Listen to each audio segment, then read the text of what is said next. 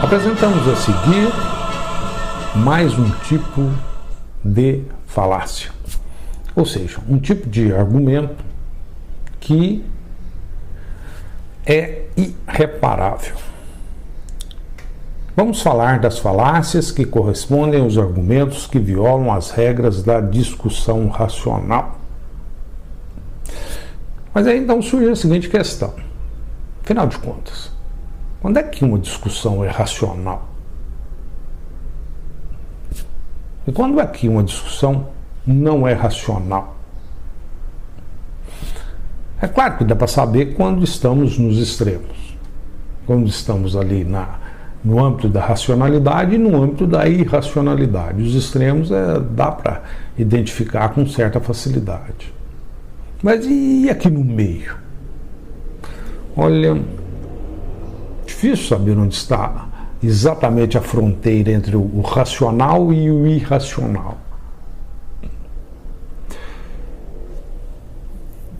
Mas por que é assim?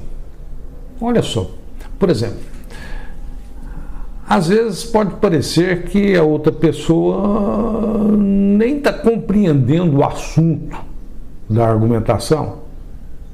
E aí ela está, digamos, violando os princípios da discussão racional sem querer.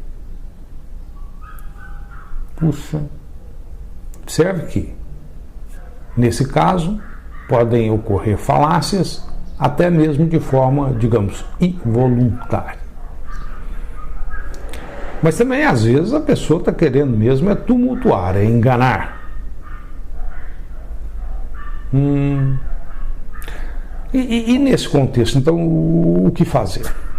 O que vamos fazer é o seguinte: vamos tentar nos orientar e ver quando é que as regras da discussão racional não se contemplam. Veja, apresentamos aqui algumas regras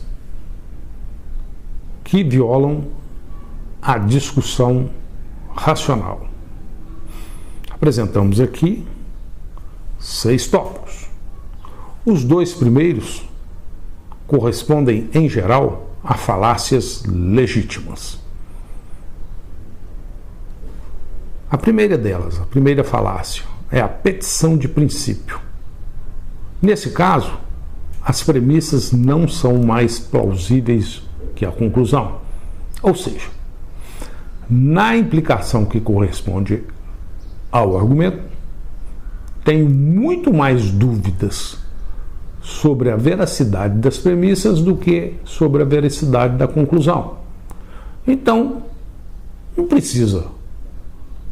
precisamos do argumento, porque um argumento é algo que tenta nos convencer a respeito de uma conclusão, tendo como ponto de partida as premissas. E nesse caso, as premissas são mais duvidosas que a conclusão. Temos aqui então uma petição de princípio. Um outro tipo de falácia, a falácia do espantalho. Isso ocorre quando colocamos palavras não adequadas na boca da outra pessoa. É aquele caso clássico: você disse. E aí a outra pessoa responde ou prossegue: eu? É muito comum, no contexto da argumentação, colocar palavras não adequadas na boca de outras pessoas.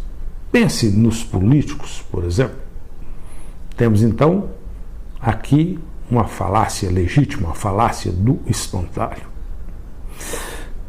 Nesses casos, temos também falácias, mas que em geral dá até para reparar o argumento, com muita boa vontade, às vezes, é claro.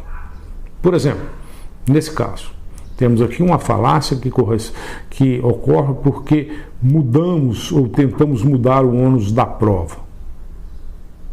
Isso ocorre porque é mais fácil exigir que refute a nossa posição do que demonstrar que temos razão. Isso ocorre naquele caso clássico em que se expressa, por exemplo: então prove que estou errado. Puxa, mas é você que está querendo convencer.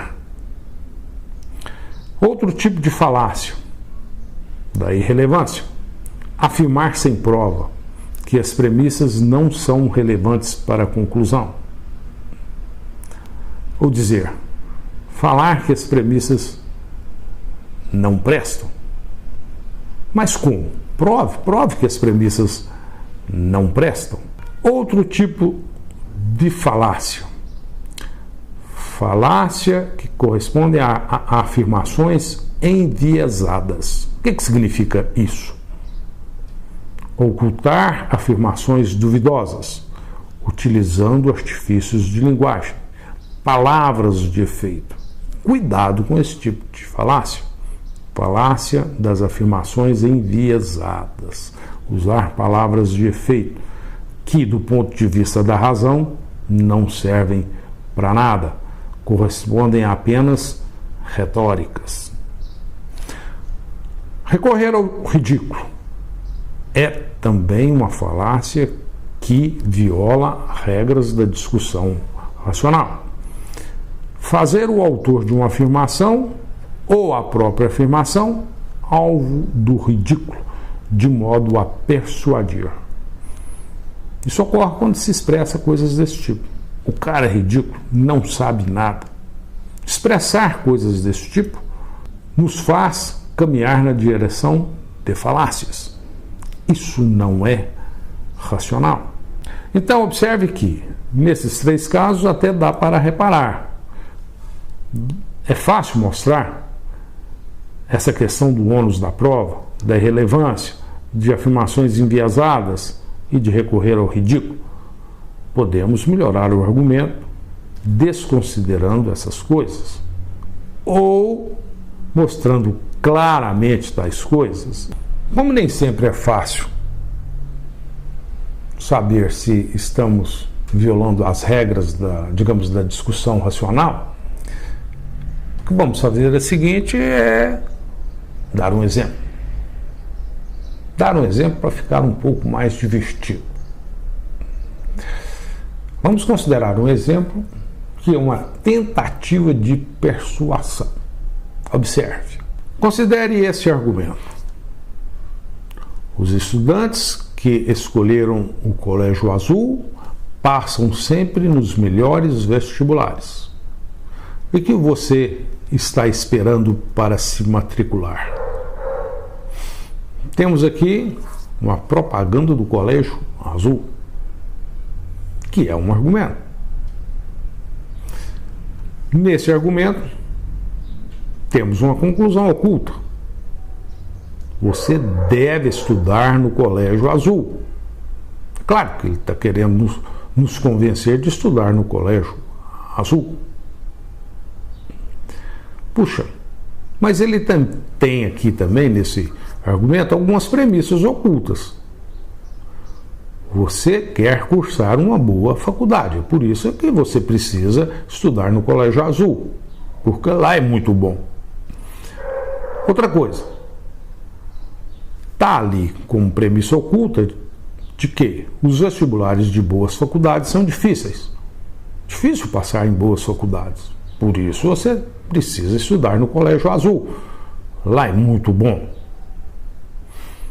Tem-se também um apelo ao medo, na forma de uma premissa oculta. Você tem medo que outros estudantes fiquem em vantagem no vestibular? Puxa, tenho medo da concorrência, por isso devo ir para o Colégio Azul. Tem também um apelo à prática, como uma premissa oculta. Há tantos estudantes escolhendo o Colégio Azul, tenho que ir para o Colégio Azul. É para lá que vão a maioria. Puxa, mas por que isso é falacioso? Olha, é falacioso porque não é possível reparar, a menos que o Colégio Azul mostre números bem confiáveis.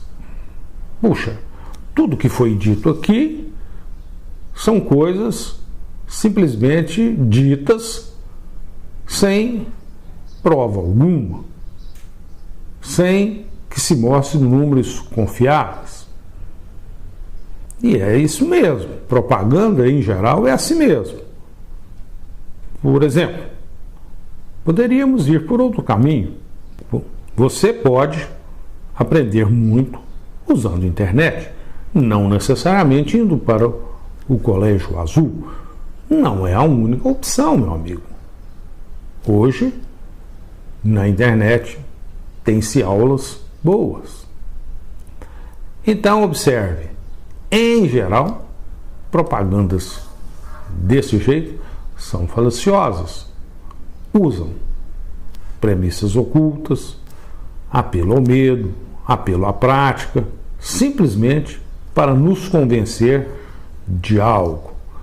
De, por exemplo, estudar no Colégio Azul e pagar uma mensalidade bem cara. Interessante isso, né? Cuidado com as propagandas. Qual é o objetivo principal de uma propaganda? Nos seduzir a consumir algo. Em geral, nesse jogo de argumentação, o marketing nos apresenta argumentos falaciosos. Olha, esse é o jogo do capitalismo. É claro que nesse contexto precisamos ser bem críticos. Cuidado por consumir algo simplesmente porque estão lhe convencendo de forma falaciosa a consumir. Puxa, seja mais crítico, seja mais autônomo